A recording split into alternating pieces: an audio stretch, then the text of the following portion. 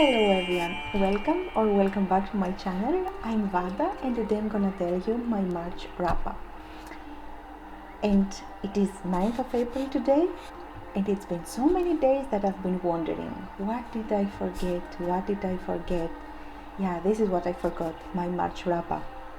So during March there were many March readathons of middle grade books, so this middle grade March thing that I totally love the idea of, but I'm not really sure how to participate in those readathons and how to participate in this middle grade March, because I'm very new in booktube, so yeah, I didn't really know how it works. So what I did was to read 5 middle grade books during March. Yeah, and let's consider this my own personal middle grade March readathon. I hope it counts. The first one is A Tangle of Spells by Michelle Harrison. This is a pinch of magic adventure, and I enjoyed this book as much as I enjoyed the previous 2 in the series. So yeah, I loved it. So in this book we follow the Witherspoon sisters and their family as they leave Crowstone and the Sorrow Islands, and they go to live to the mainland in a very beautiful and bright and sunny village that is called Pedlewick. But there they will soon realize that nothing is as it seems, because Pedlewick is under a curse, and the girls, of course, they want to lift this curse, and yeah, they get into a new adventure where they actually have to face real and dark magic. And for me it was creepy at some parts. I mean, okay, maybe it's me just being easily scared, but honestly I felt I got some chills at some parts. So maybe this is a good book also for Halloween, yeah, if you would like to read it on that period of the year. But yeah, honestly I loved it. I loved the stories, how the author came up with so many different little side quests within the main story, and yeah, I just loved it. I loved the relationship that these sisters have, how realistic it's their relationship, and how they manage to come through all these dark and unknown things that they never had experienced before. And I give it 5 stars. For me it's definitely a 5-star read, and I totally recommend this book, and I think you will not regret it. It's a very nice series, and I just loved it. I don't know someone who doesn't, but I mean, again, it's a personal opinion. I just love this series, and I was so glad to read this during the middle grade March, because this is where this book belongs for sure. Another 5 stars read, The School for Good and Evil by Soman Shannon. 5 stars, 10 stars, all of the stars, I don't know. I loved this book, and I'm so glad I have bought also the second and the third book of the series, because it's ending with a cliffhanger and I was furious for one moment, but then I realized that I can continue it. Yeah, calm down, relax, you have the second also. So in this book we follow 2 girls, Sophie and Agatha. They lived in a village in the middle of nowhere, surrounded by forest, and Agatha is a very dark character, a little bit introvert. She doesn't have many friends. She lives in a cemetery with her cat. And Sophie, she wants to be a princess. She looks like a princess. She's doing all those kind deeds, to show to others that she is fit for this role, to provide to her villagers, and yeah. So these girls, actually Sophie is waiting for the schoolmaster to come and kidnap her, because every 4 years the schoolmaster goes to that village and chooses one child to be a student in the school for good and one for the school of evil, and those kids end up as a hero and a villain in a future fairy tale, in a future story. Agatha does not even believe in fairy tales, to be honest. but that one night that the schoolmaster is visiting the village, he kidnaps Agatha and Sophie. And there is a misunderstanding, a twist there, and the girls, they do not end up to the school that they were thinking that they would, because Sophie ends up in the school for evil and Agatha in the school for the good, for the hero of the story. And yeah, many things are happening. The classes they have, they're great. It was funny. I laughed so many times. The character development was amazing. We had the chance to see how a hero is formed from scratch and how a villain is formed from scratch. And in an interview that I watched from this author, he said that he wrote this book and he tried to give evil an equal chance, to win, because always good is winning and always good wins. Yes, and here we see that actually there is a villain who is created with potential to be likable and have a chance to lead to happy ending or evil ending, or I don't know. But even if Sophie is annoying in many parts, in the end I loved how her character was developed, how this villain reached in a very nice potential, like to be memorable. And yeah, so anyways, I don't want to spoil it much, but it's very interesting, and I love the story so much, and I love the classes that they had taken, and I loved how Agatha wanted always to just return home because this is what she wanted. And yeah, but in the end also her development is of admire, because because she also learns how to love herself and how to stand for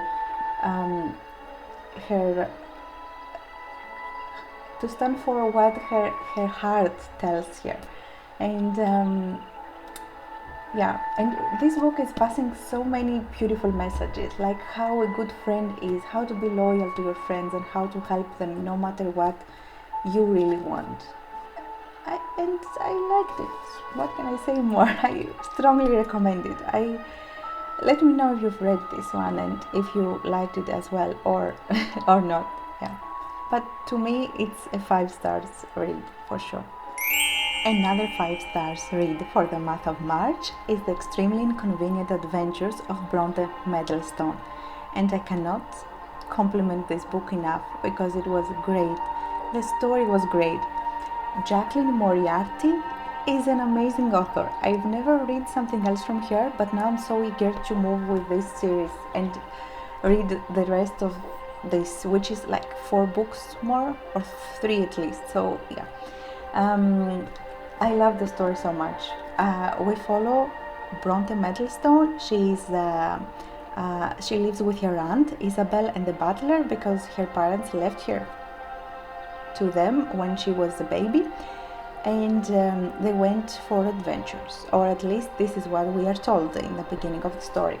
So now a telegram arrives, and Bronte finds out that her parents were killed by pirates, and they left a will for her which is very cross-stitched, and if this will not be followed, the will to the letter, to the point, then terrible things will happen.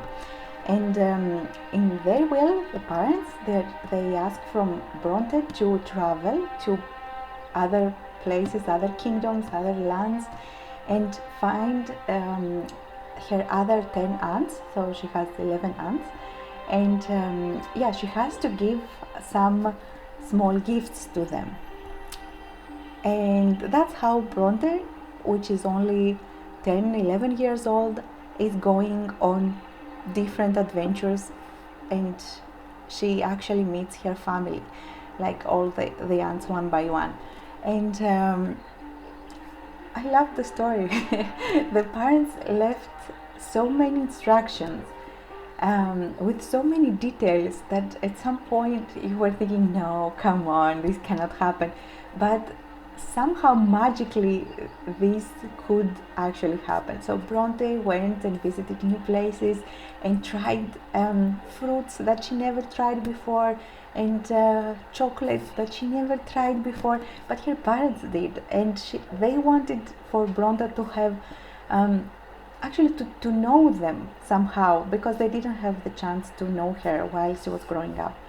And this was super cute and heartwarming, and I loved this story. So many things are happening. The story is evolving towards directions that I'm not allowed to say, but nothing is as it seems, as it appears at the beginning. And I loved all the plot twists, because there are many plot twists. So I loved how the ants are extraordinary ants. One is the queen of a kingdom or queendom in a nearby land. One is working in a dragon nursery. Another is an artist, and she talks to water sprites. And yeah, they're magical ants. I don't know, I love them. They have different personalities, and each time Bronte meets one of them, there is something new to discover about this family. So I loved it. It was a very nice adventure, and I totally recommend. And then we have the Promise Neverland. And this is the first manga I read in my entire life. I liked it, I enjoyed it. There are 19 more books in the series, so maybe I will enjoy the rest more. So it's 3 stars, which is okay. I mean, I wasn't like super excited about it, but I liked it nonetheless.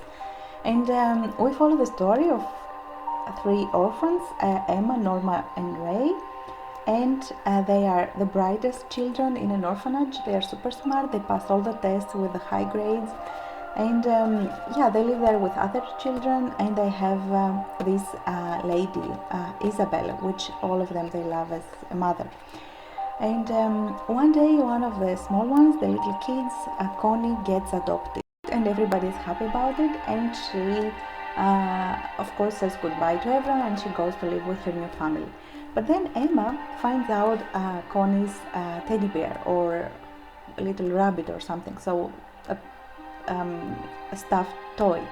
And she was so upset because that was Connie's favorite, and she couldn't believe that she forgot it there. So she took she took this bunny to give it back to Connie. So she ran away, and she tried to find their mother, Isabel, and to tell her about it.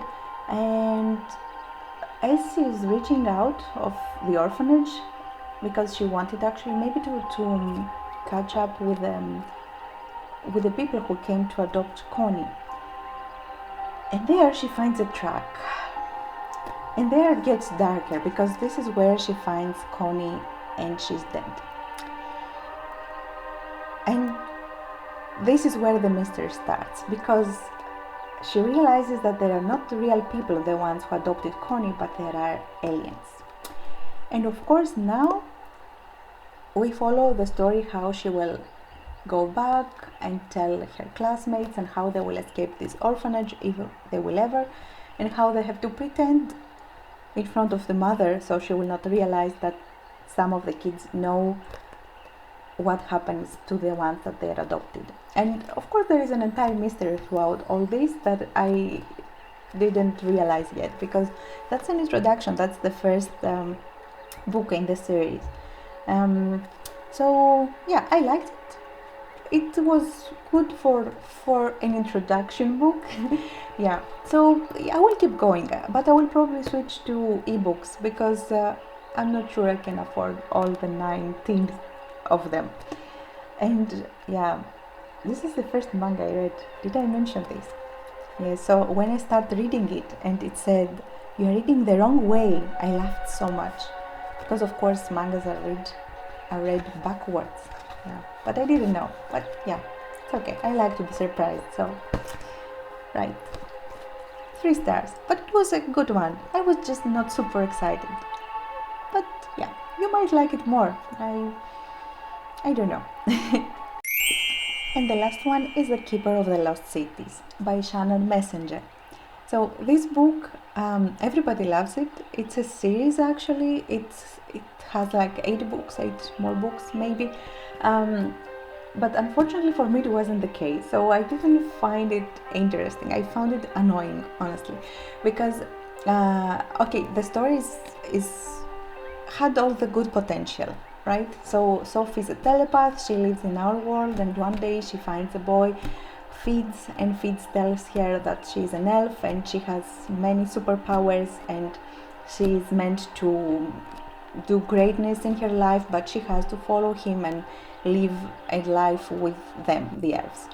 And this could work for me, okay, but then it got deeper. Like, so from the first or second chapter already, they actually erased magic as an explanation to something. So they said magic does not exist, and I was like, oh no, this is gonna be bad, especially when they're fays and elves and yeah. So anyways, I accepted this, but anyways, let's say I accepted this, and then they said, okay, let's explain everything with science. But then this failed also, like so much in so many levels. So yeah, I didn't got the magic system because it wasn't magic, because magic does not exist.